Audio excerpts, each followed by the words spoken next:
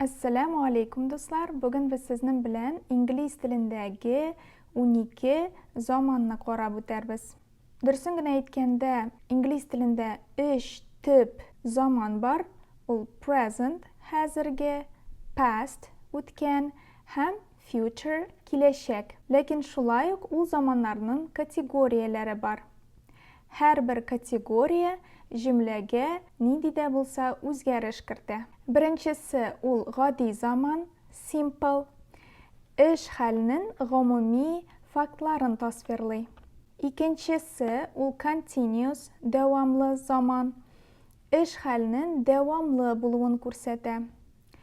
Uchinchi perfect, ya'ni tamomlangan zaman, ish halining natijasini tamomlanganina bosim yasay. Hem so'nggisi to'rtinchisi perfect continuous, ya'ni tamomlangan davomli zaman.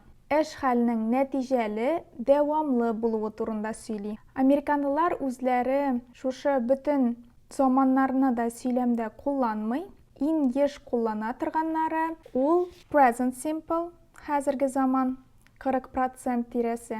Past simple, o'tgan zaman 20% tirasi. Present continuous 15%, ya'ni hozirgi davomli zaman. Present perfect, hozirgi tamomlangan zaman 10%.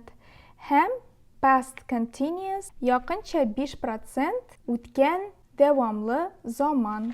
Albatta bütün 12 zamanni da biluv majburiy tugil, lekin ularning qaysi birovlarini qo'llanu ham anglaw söylemimizni boyroq ham tugal edi.